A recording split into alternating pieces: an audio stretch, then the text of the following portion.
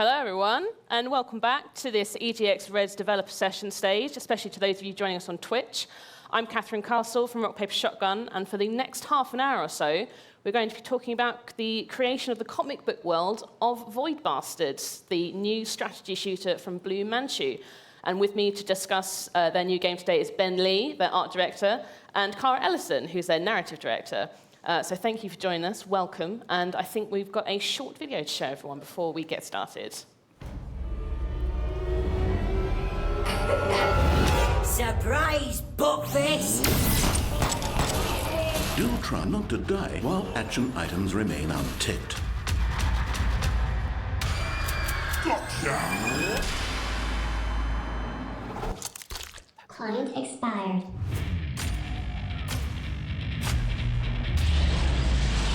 I'm looking to you for a paradigm shift towards competence.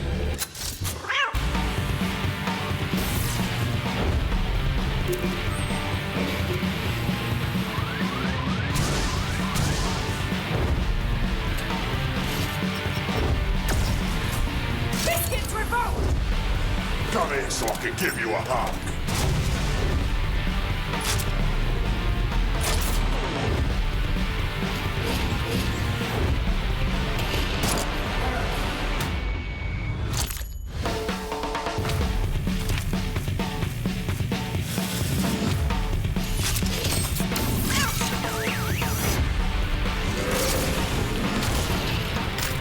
No respect for synergizing.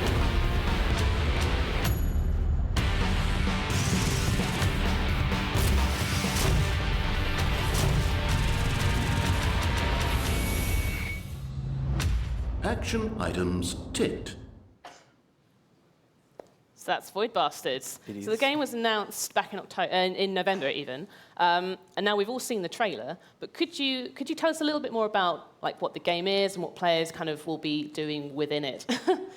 The game is it's a strategy and shooting hybrid.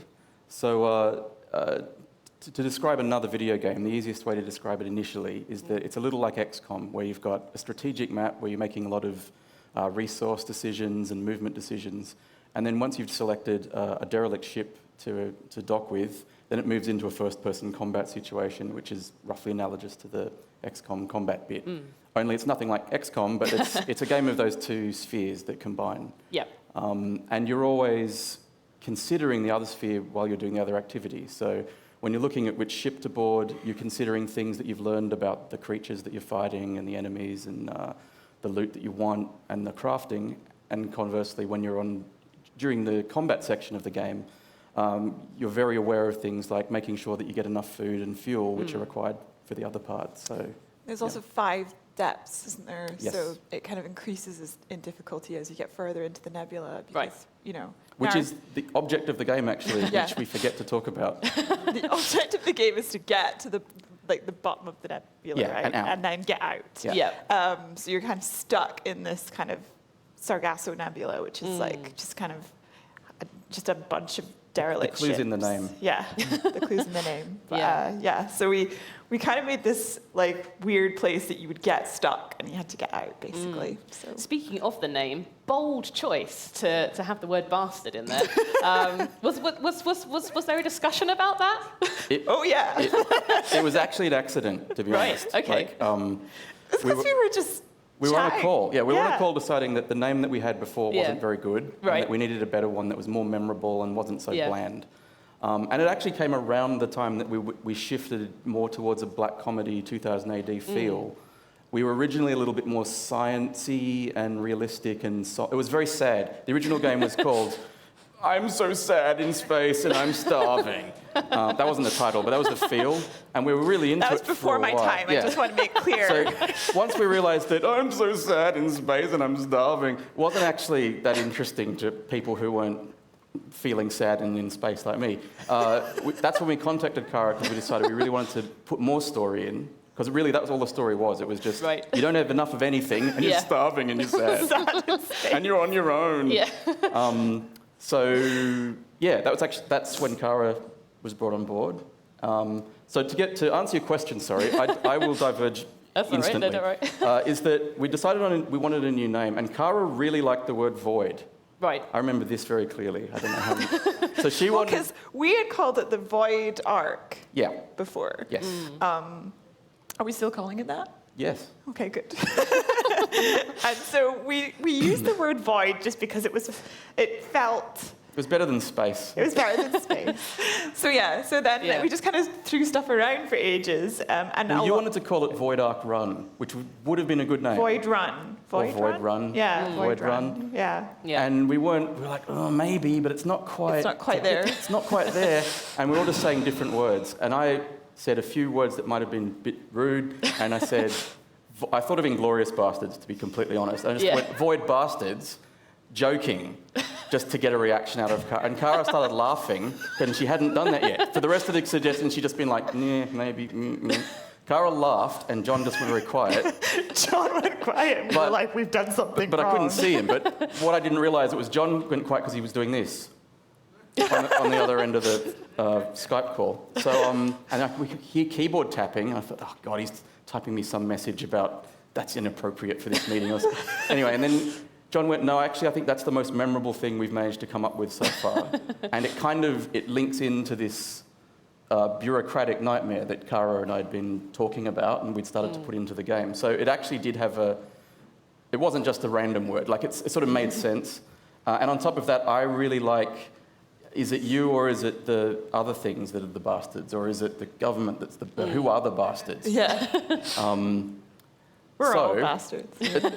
After me sort of getting over my laughter, I'm just kidding, don't worry about that. John just went, no, the typing, it was like, no, I've just registered it as a domain name, so that's it. I don't want to talk about this anymore, decided. Job done. Done now. But I was thinking of a movie poster or a comic book cover or a backpack. Oh, Nice. very good. And that's basic. Oh, God, I just messed my mic up. I told them I wouldn't run around, and then I did a spin. And that's kind of how I visualise this sort of stuff. Yeah. So that's a very long answer, but that's a lot of people have that question. So. Yeah, I bet. So obviously, the game does have a very distinct and colourful art style. But I believe that actually there was you saw a screenshot of Return of the Opera Din, of all things, that actually informed kind of the final art style It of didn't inform the art style, but it did inspire me, though, because it gave me the confidence that if someone was willing to do a 2-bit, line-heavy art style, because at the time I hadn't seen any screenshots of the people, I'd just seen the ship, Yeah. and it's literally just 2-bit. It's just black and white, and it's Yeah. lines. I thought, if that's okay, Yeah. no one's going to get too mad at me if I do this line work style I've always wanted to do, but no big studios would ever allow me to do. And Right, whatever, so. yeah. So what kind of did that enable you to do that you weren't... That, or It just that you gave me hadn't the do guts before? to insist on a line style would be acceptable in 2019 Right. to the gaming public, and it Yeah. wouldn't be so weird that people just wouldn't like it, which is a huge fear when you do an unrealistic Right, yeah. art style. Kind of obviously kind of turquoise, sported by your lovely beard. Yes. Orange and purple are all quite big colours. How did you settle on? Because they're quite an unusual colour combination. How do you sort of settle on those three in particular? They were the ones that were left over Right. because all of the corporations in the game have a unique colour scheme, Right. which is very tight. It's only 2 or 3 colours per corp. And because we really wanted to play, once we decided on having different corporations characterising the different ships that you go onto, we wanted the player to be able to learn that and understand it easily. So we used a distinct colour for each one. So Right. the turquoisey colour is kind of the one that we don't use in any of the other corporate colour schemes. Yep. And orange is actually that's just because Cara was really big on having prison jumpsuits. Actually, you were big on, can you remember what you were big on? I can't remember. Fuchsia. She wanted fuchsia jumpsuits. Yeah, I did Oh, want wow. fuchsia. I just like fuchsia. Can we have more fuchsia? And I think Yeah. that would have been cool as well, but I wanted it to be when you looked at it, you just saw prison jumpsuit. Right. And I don't know, it seemed to me like that orange was good. And I also went for really bright colours because that way it wouldn't matter too much if, balancing the colours was very hard on Void Bastards, so I wanted to make sure that if your TV was slightly out of whack or your monitor was tuned differently, it wouldn't be a problem. Right. The colours would be so bold that it's sickeningly bright orange, regardless of what monitor you're looking at on. Yeah. It might be more yellow or more red. Yeah. Were there any kind of comic books in particular that you kind of looked at to kind of help inform kind of the overall look of the game? I think Cara's writing was actually much more Right. informed by actual comic books If you want to answer that. So me and Ben, I guess, are kind of really interested in 2000 AD. So we took a lot from 2000 AD for this, especially in sort of the ideas of the corporations and how they relate to each other. And we kind of actually, we binned this idea, but we kind of wanted that idea of all of in 2000 AD, all of like the blocks are named after, like D-list celebrities, like Cyndi Lauper block and all that Minogue block. Yeah, and so what's really funny about that is that it kind of takes this sort of idea of something fairly mundane and makes it horrific. So I think a lot of that runs through this, where it's, well, I should explain the story maybe, first of all. Please. So like you are on there's a prison ship called the Void Ark, and it gets sucked into this sort of Sargasso Nebula and breaks down, basically. And the AI on the ship, who is called Bax, B-A-C-S. Don't look at me, you wrote it. Bax is like, it's a joke on the British payment system. But essentially, Bax wakes one prisoner out of cryo-freeze in the Void Ark, and then essentially charges you with fixing the ship so that you can get out of the Sargasso Nebula.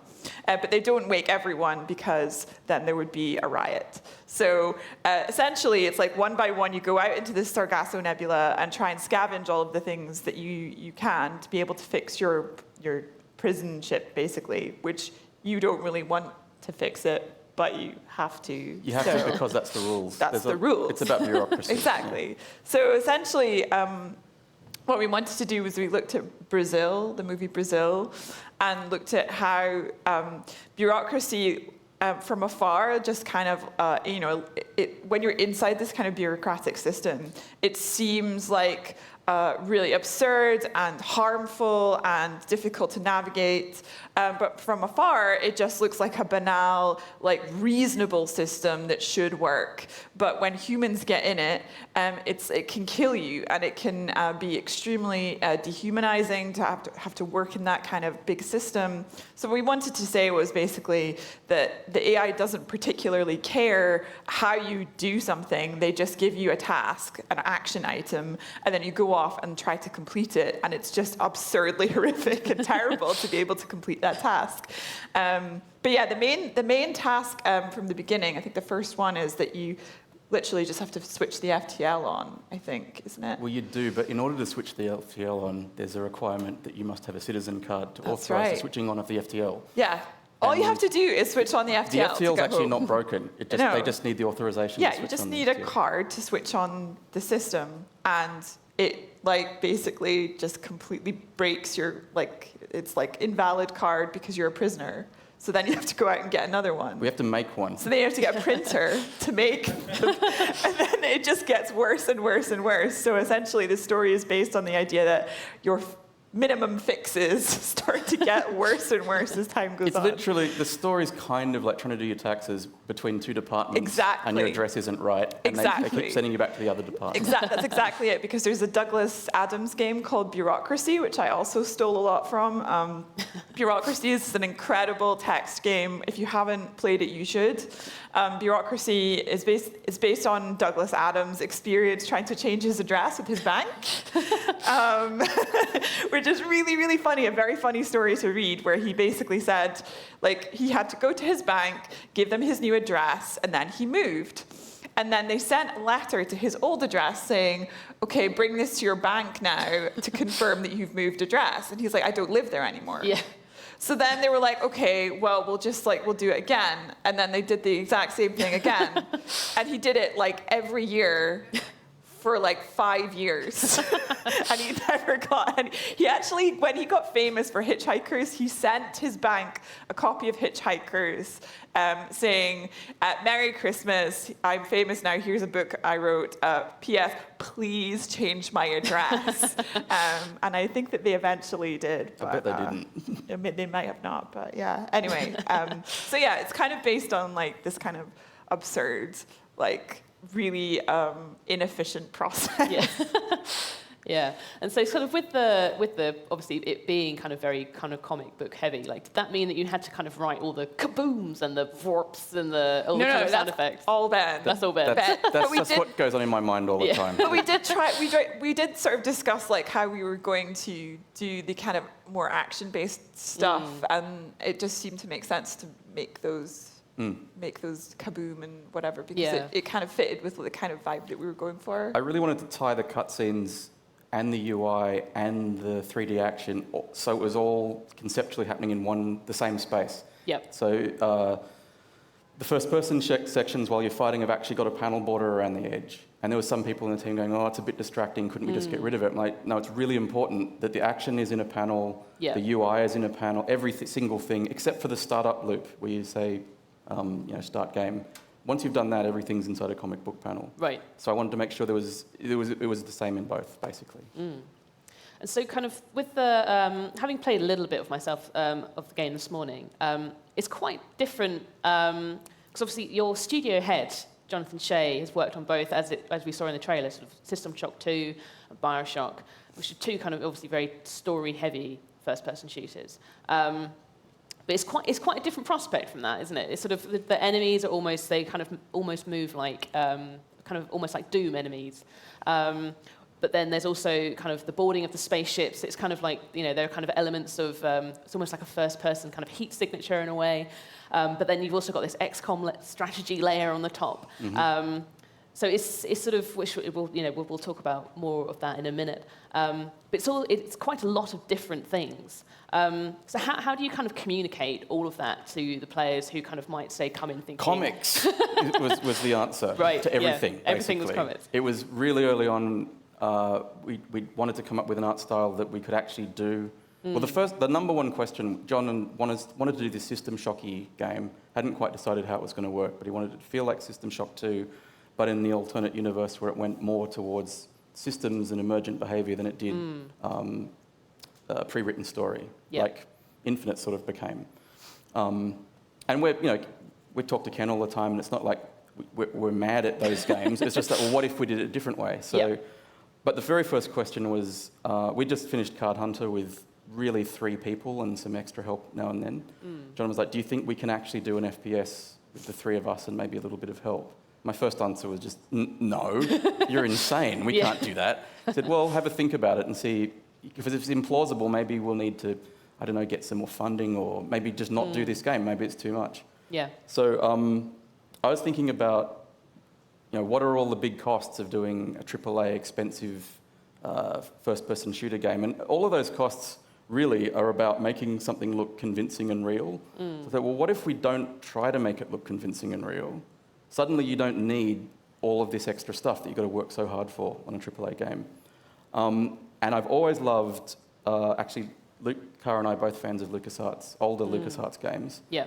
And Outlaws was my favourite FPS back in the 90s, because it was a lot of my favourite things. It was very hand-drawn. It used a lot of cartoon influence, and my background before games was traditional animation. And it's a Western, and I love Westerns because of my dad and stuff. Anyway, so it was sort of a dream. I always thought, it'd be great to do it like an Outlaws remake, but with modern technology. Yeah. No one would ever want to hear that in a AAA studio. So when I kind of pitched it at John, in the back of my head, I'm like, if he goes for this, I'm going to get to do an Outlaws game in space. It's going to be amazing. And we talked about it, and we said, if we use 90s style approach to putting the levels together. So it's simple 3D geometry, but all of the enemies are sprites, which gets rid of rigging and all the stuff you've got to do, and normal mapping, with 3D characters, ragdolls. It just kept being the answer. It's like, well, what are we going to do with ragdolls? Like, there aren't any. The monsters just disappear in a puff of smoke. No need for a ragdoll, so it can't look bad. And we just kept coming back to that and decide our cutscenes. It's like, well, if the cutscenes are just comics, that's fine, because that's what you expect to see when you play this game. It does really remind me of a 90s cartoon. Like, it does kind of look very Ren and Stimpy, doesn't it, Ben? It might. Cara likes to bring up that I worked on Ren and Stimpy many years ago, which I'm very proud. It was one of the funnest jobs I ever had, to use a not real word. But it does have this kind of like, I don't know, Saturday morning cartoon pleasantness about it. That's but unfortunate. Extremely violent. That's me. Yeah, that's me. Really, really miserable, dark comedy, violent Saturday morning cartoons. That's my work history. Yeah. And also, you also move through these ships at quite a pace. You know, you've got your... If you want to. You can creep through them very, very slowly, wasting oxygen. Right, yeah. So, I was going to say, your oxygen meter is kind of constantly depleting.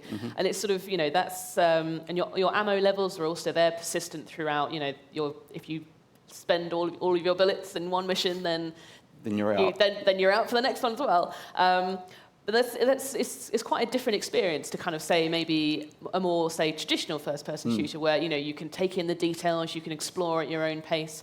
Kind of did that, or have you found that people are still treating it like that sort of traditional first-person shooter? I think people figure out quite quickly, when I've been explaining it to them and pointing at the star map, they do make that relationship between scarcity and number of bullets. Like, you usually only have a few bullets, you never have tons. Yeah. And that memory of playing System Shock, like the reason I actually work with John is that when I got an opportunity to work at Irrational, I was a huge fan of System Shock too,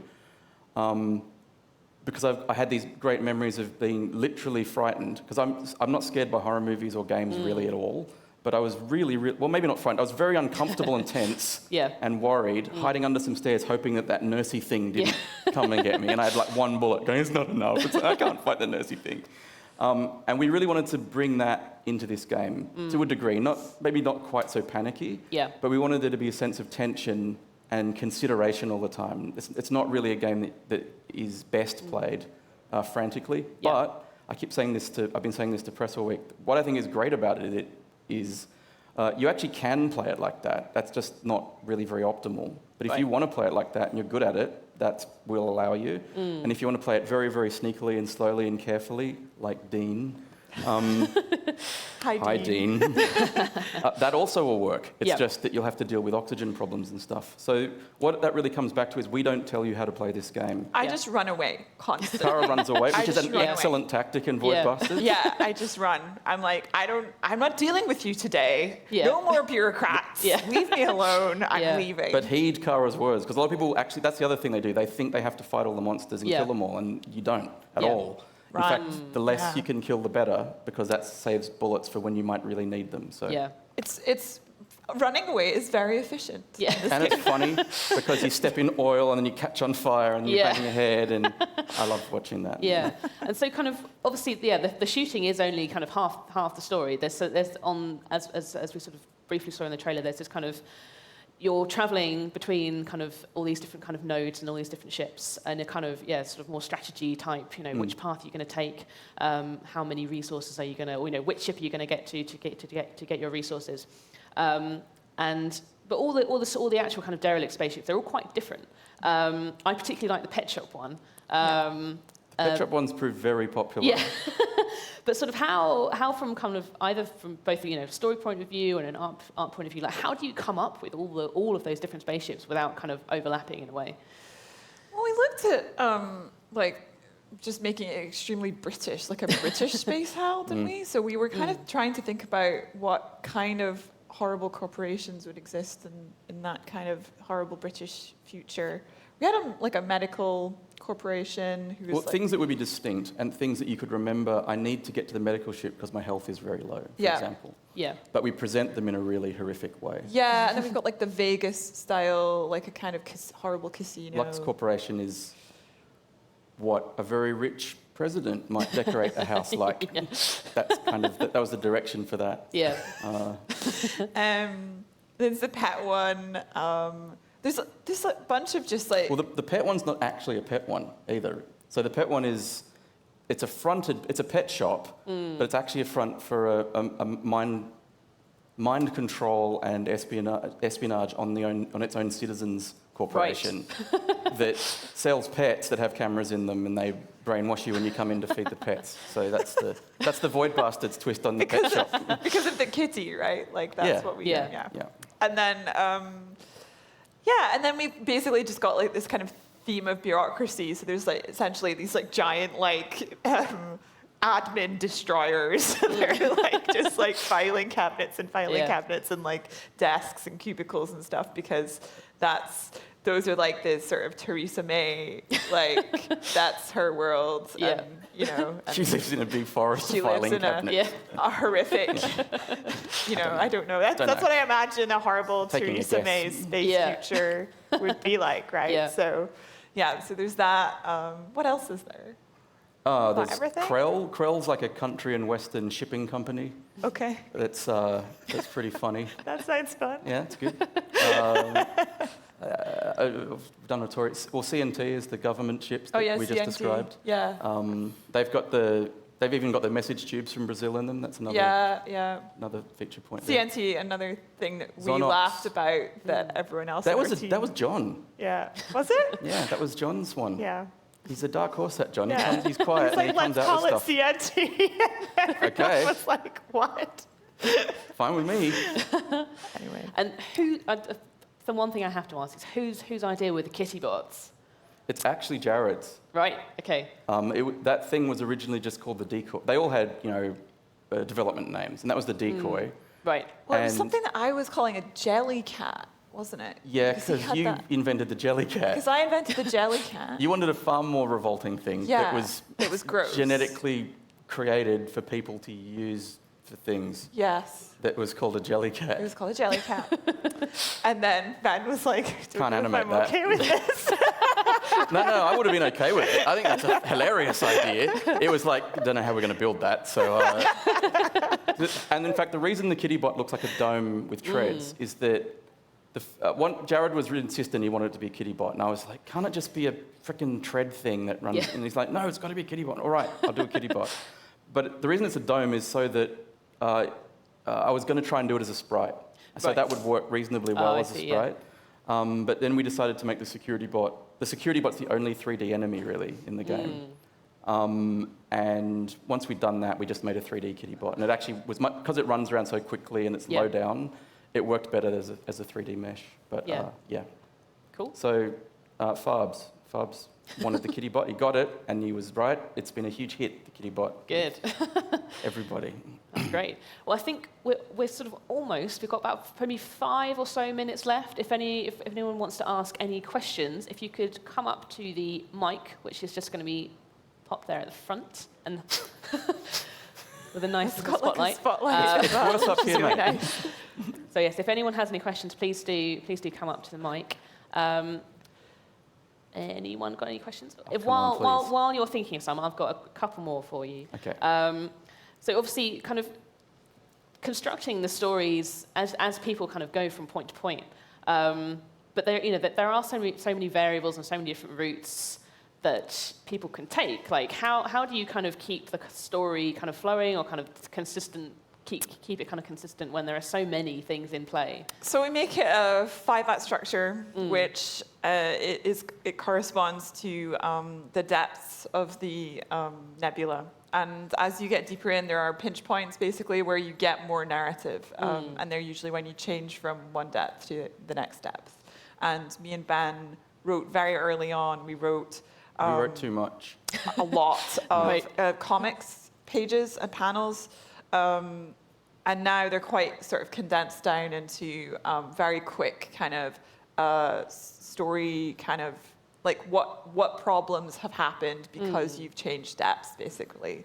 And then at the end, like when you get to the bottom of the last depth, you have a series of choices, a choice. Stuff happens when you get to the end. Some choices happen at the end where you can choose what kind of experience you think that you've had, or It's pretty bad experience. Yeah. The one that you've had as a character. Yeah. So, yeah. But basically, it does have like we've engineered it so that it actually corresponds to how deep in you are and what that means, essentially. And it has an ending, and it is a story that has an ending. It's not just a simulation. Right. Some people have thought, people actually keep asking about roguelike elements, and it's like, it actually isn't, it's got some roguelike-ish bits, but it actually isn't really what I would call a roguelike game. Right. Yeah. When a prisoner dies, you get a new prisoner with different characteristics and traits, which are interesting. But half the reason we did that really was we were just a bit bored of the idea of you're playing an FPS and you get killed, and that person just sort of rewinds through time and just does it again. We thought it was kind of funnier if, no, they hit the floor and they're dead, and another one has to come out and literally take their place. So originally it was actually a narrative idea to have the extra prisoners. Right. So I think, and there's not a lot of, like the map itself is procedurally generated, like where the ships are, but the ships are not. The ships have been hand designed by Jay. Yeah. Spent a lot of time making sure they're interesting and fun, but they've got a lot of randomized variables within them, so that if you do the same type of ship twice, it won't be the same each time. Right, yeah. In fact, avoiding boring repetition was really important to us.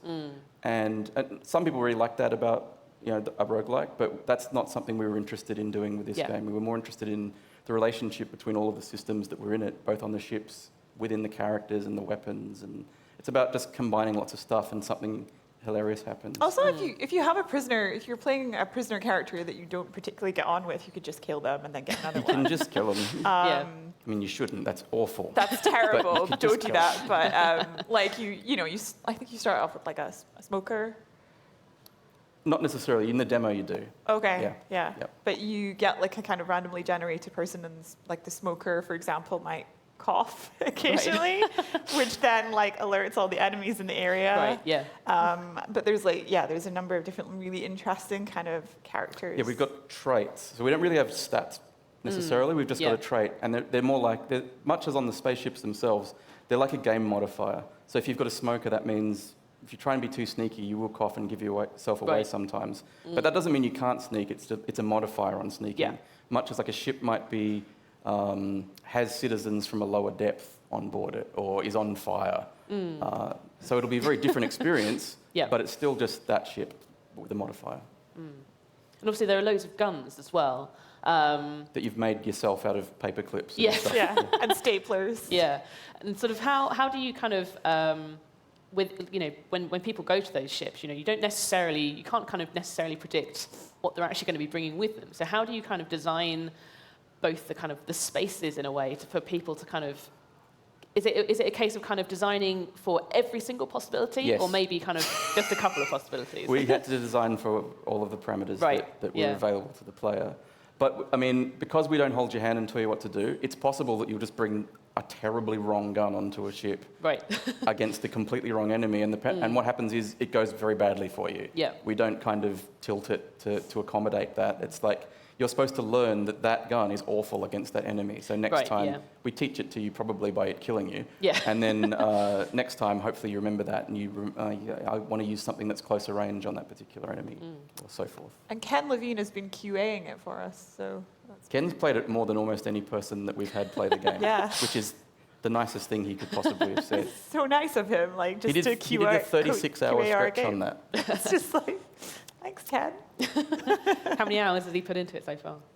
I don't know since then. That was like last year sometime. A lot. Still going. It's probably impacting his game. I'm sorry, everybody. Right. Well, I think we're almost sort of coming up for our time. So if anyone definitely doesn't have any last-minute, very quick questions, then it can be a stupid question. It's fine.